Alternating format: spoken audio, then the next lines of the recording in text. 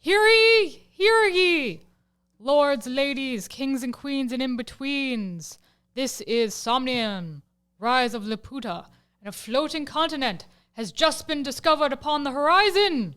You are competing for political dominance over said aforementioned continent. And you're going to be using your influence to attract nobility to your cause while deploying spies, propagandists, and assassins to sabotage all your rivals who want that land for themselves, those greedy buggers. And the first monarch to reach 20 influence points will get to rule over this land, and you want that to be you, don't you? In a moment, Jeremy will explain how you can reign supreme over this land in a how-to-play of Zafty Games, Somnium, Rise of Laputa. Before Jeremy dives into his how-to-play, I wanted to take a moment to explain the components of the game so when he's talking, you know everything that's going on. There are two types of cards in the game. There are character cards like this, and then there are event cards like this. There are also influence tokens, which come in 1 and 5 point denominations.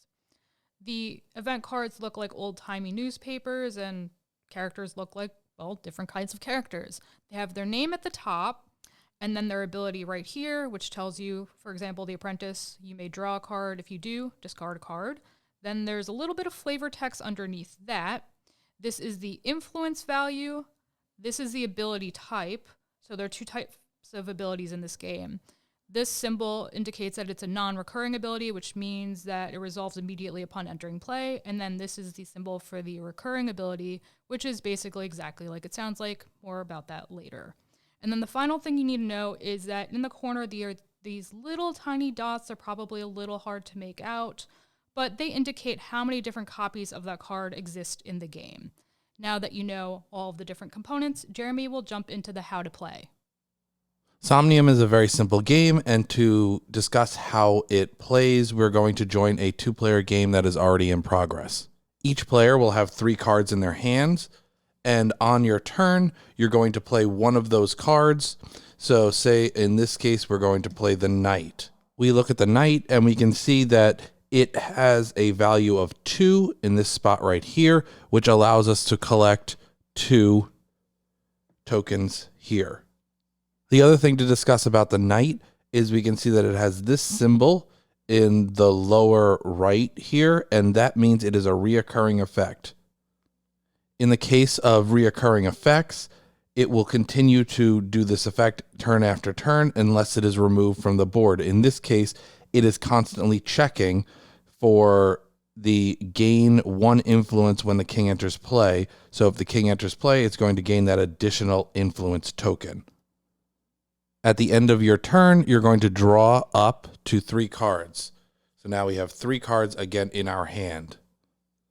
In Somnium, there are 2 different types of cards. There are character cards, which are these here, and there are event cards, which are the ones that I can show you here. So say Imprisoned, destroy any card. In this case, you would play Imprisoned as your 1 card per turn, and you would choose a card to destroy. So in this case, we'll destroy this card. It would go to the discard, and then Imprisoned would also go to the discard.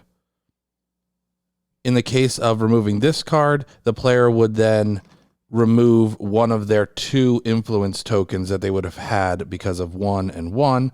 The one that was for this card will now be removed from their board. Play continues in this way until someone gets to 20 influence tokens, and then the game ends immediately. So, just to sum up how to play the game, you are able to do 3 things on your turn. One is you are able to play 1 card. The second thing is you will draw up to 3 cards, and you will check to see if anyone has 20 influence. Super simple, really easy to play. Now that you know how to play the game, I'll meet you back up top and give you our final thoughts. Now that you know how to play the game, we're going to talk about what we think of the game. So, what do you think of this game? I am a fan of this game for several different reasons. We're going to go into the friendlies first. So, it's fairly table friendly. Could it be table friendlier?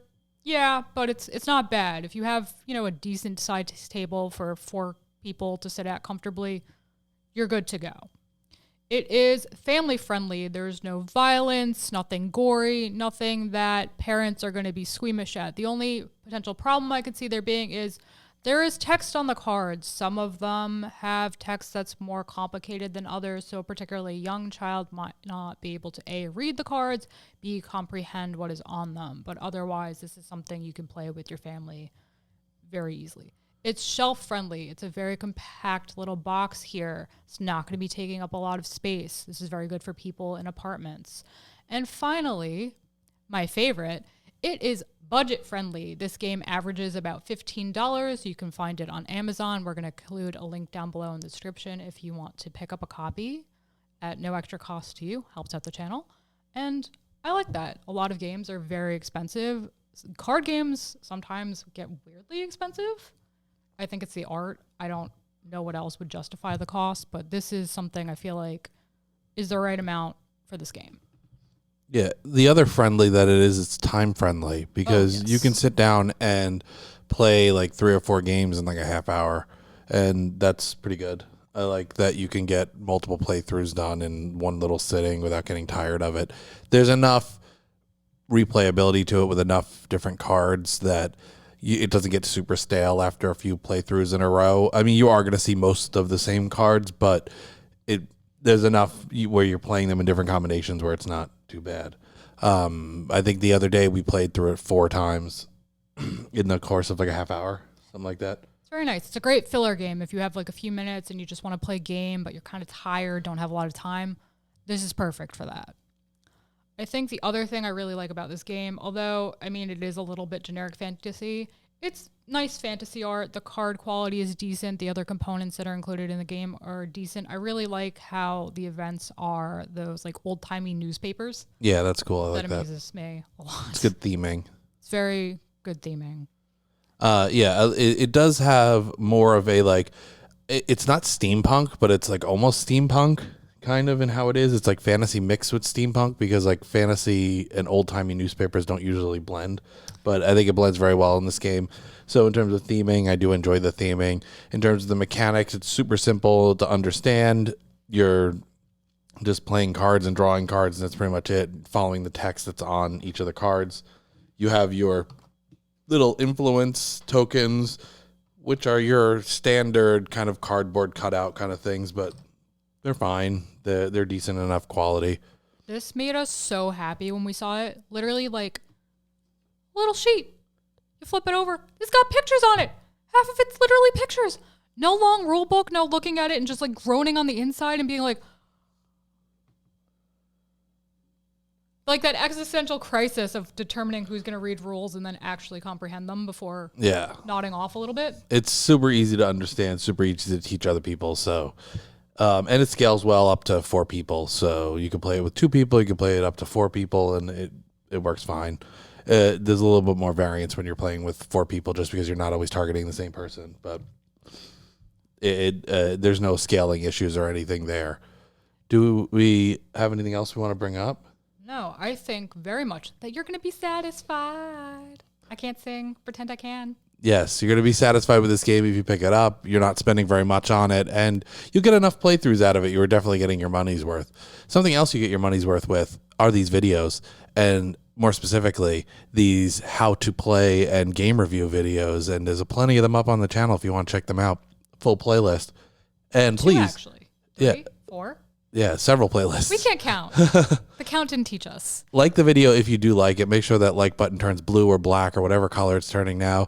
Leave a comment down below. Are there any other games that you'd like to see us review? And we do take suggestions. We have a fairly large collection, and several of them most of them we have not reviewed yet. Whoopsies. Subscribe to the channel so you don't miss this content going forward, and ring that bell so you know what's up, and we will catch you in the next one. Bye, guys.